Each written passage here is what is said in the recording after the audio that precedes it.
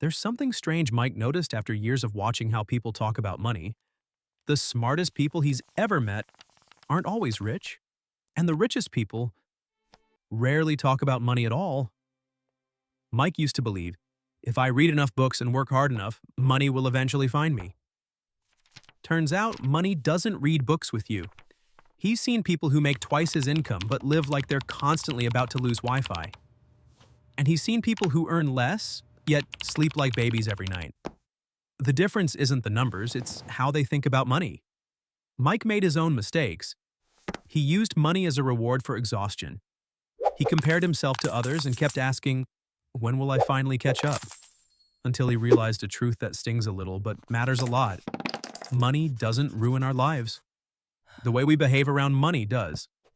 So today, Mike is sharing 5 lessons about the psychology of money.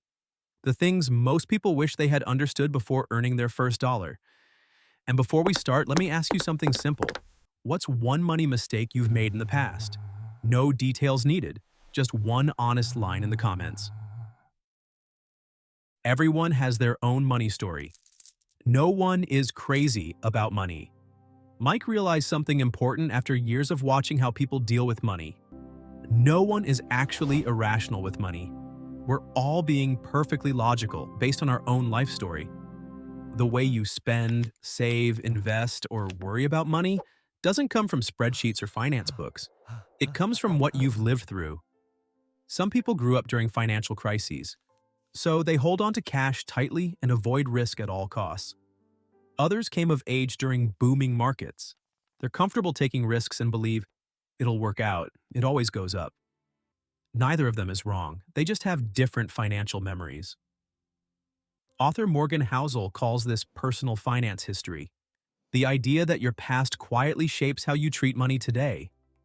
The problem is, we judge other people using our own experience. We see someone investing aggressively and think, wow, that's reckless.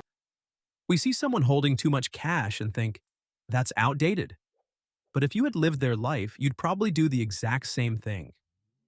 Mike used to believe there was one correct way to handle money, until his own mistakes proved otherwise. So the first lesson isn't, what's the best strategy? It's this: everyone sees money through a different lens. And once you understand that, you stop comparing, stop blaming yourself, and start building a money system that fits your life, not someone else's highlight reel. Real wealth is what you don't see for a long time, Mike thought like most people. When he saw someone driving a nice car, living in a big house, wearing expensive clothes, his brain automatically said, they must be rich. And honestly, that's not his fault. Society teaches us that. Advertising teaches us that. Social media teaches us that rich means looking rich. Until Mike looked closer. He once read about a man named Ronald Reed, a janitor, a repairman, old car, worn clothes. So quiet that even his neighbors thought he had nothing. When he passed away, people discovered he had left behind over $8 million. No lottery, no big business. Just decades of investing consistently, living below his means, and being patient. That story stopped Mike. Then he thought of the opposite example. A former investment banking executive. Big house, luxury cars, expensive lifestyle.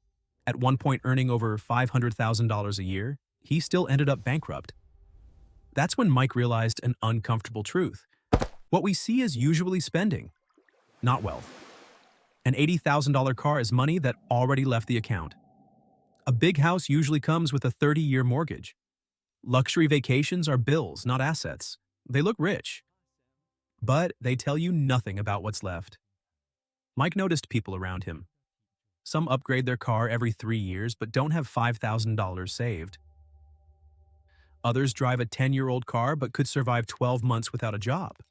And the lesson became clear: wealth is what you keep, not what you show. Savings aren't impressive. Investment portfolios are invisible.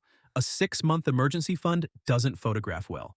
But those boring things decide whether you panic, whether you can walk away from a bad job, and whether you sleep at night.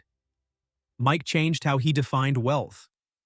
Being rich isn't about what others think of you. It's about how many options you have when life changes. A $10,000 savings account won't impress anyone, but it can buy calm, reduce fear, and stop you from making desperate decisions. Mike always tells beginners one simple thing: don't try to look rich, try to be safe. Living slightly below your income isn't losing, it's how you buy freedom. And the paradox is this: truly wealthy people rarely feel the need to prove it. Lesson 3. Knowing enough. Why more money doesn't always mean more happiness. For a long time, Mike believed a very common equation. More money meant less stress, and less stress meant more happiness. It sounded logical. Most people believe it. Mike set clear milestones for himself. When I earn a certain amount, I will feel secure. When I save enough, I will finally relax. When I reach that final goal, I will stop pushing. But something strange kept happening. Every time Mike hit a goal, the feeling of enough lasted only a few weeks. Then a new number quietly appeared in his mind. Higher, further away, harder to reach. And without realizing it, the race started again. Mike once had a colleague who had enough savings to live for 5 to 7 years without working. Not flashy, not luxurious, but safe. Still, it was not enough for him.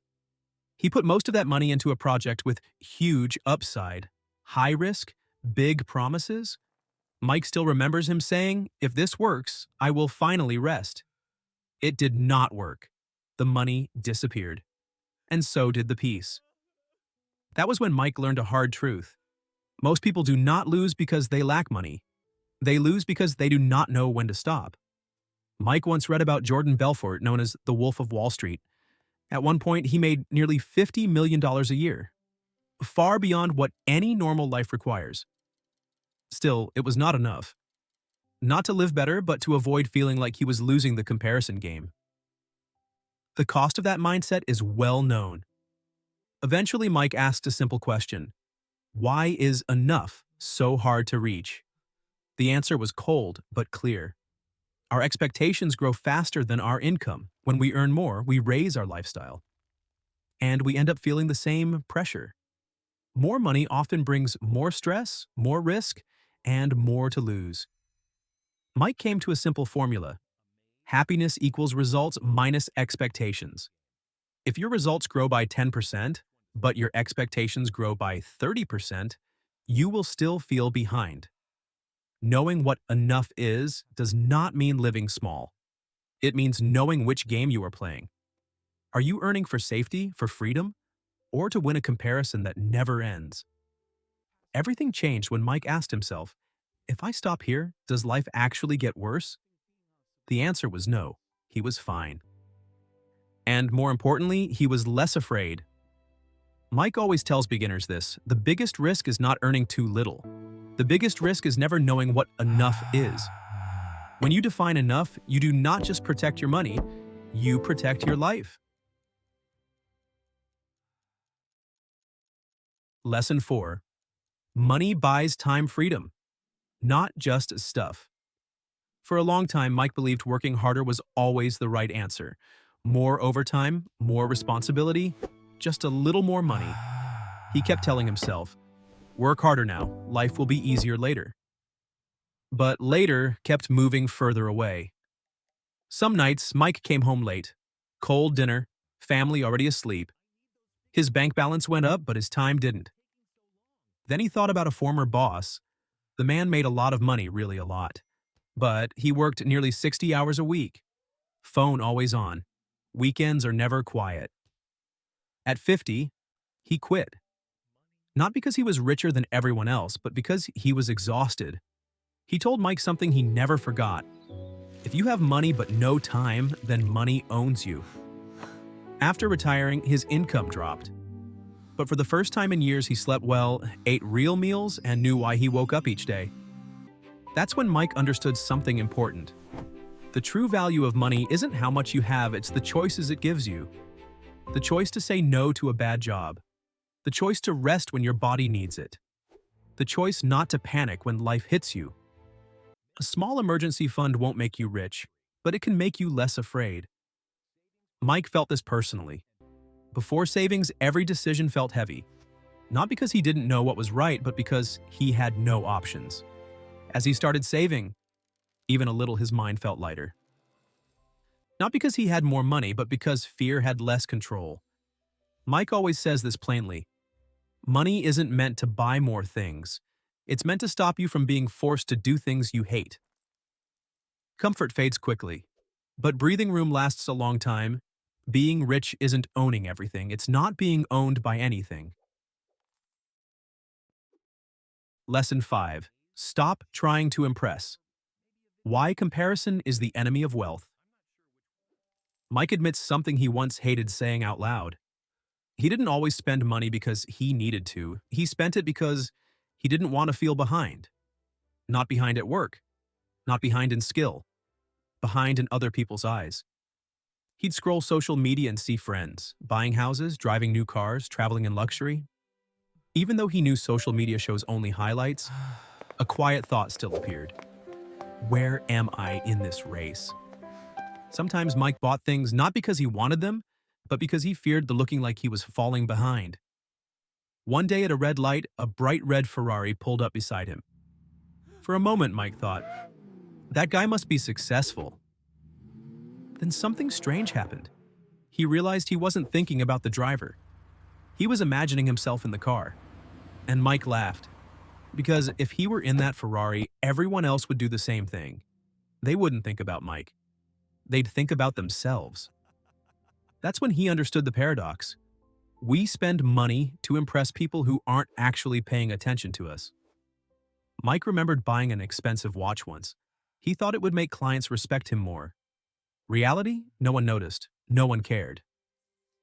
Clients only cared whether he was reliable and whether he did good work. The watch didn't earn respect.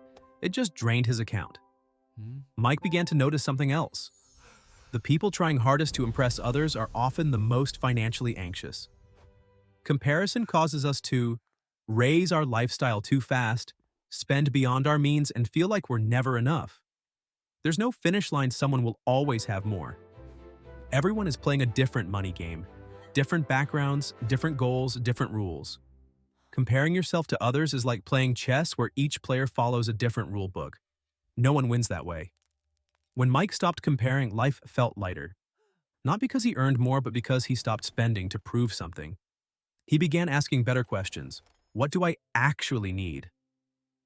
What makes me feel secure? What is enough for me? The answer surprised him. Not nicer cars, not more expensive things, just less worry. Mike leaves beginners with this truth. Financial freedom doesn't come from being admired. It comes from not needing admiration at all. When you stop living to impress, money starts serving your life, not your image. Wealth isn't about having more. Wealth is about feeling lighter. After years of watching money, his own and other people's, Mike realized a truth that sounds simple but is incredibly hard to swallow. Money is rarely the biggest problem. How we think about money is. Mike has seen people who make a lot of money yet live constantly on edge. And he's seen others with modest incomes who live solid, calm lives and sleep just fine. The difference isn't the number. It's behavior. When you understand that, everyone has a different money story. Real wealth is mostly invisible. Enough is a skill, not a number. Money should buy time freedom, not pressure. And comparison is the most expensive trap in the world. You start playing a different money game. Not a game of showing off, not a game of racing, but a game of building a sustainable life with less fear. For Mike, the most important moment wasn't when he made more money. It was when he became less afraid of money, less afraid of losing his job, less afraid of falling behind, less afraid of never feeling enough.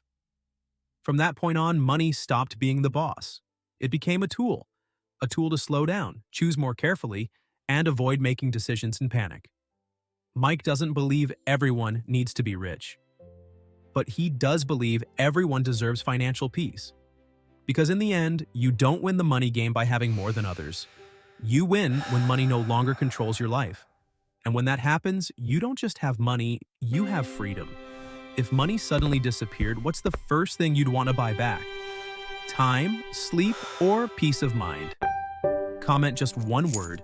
Mike reads them all.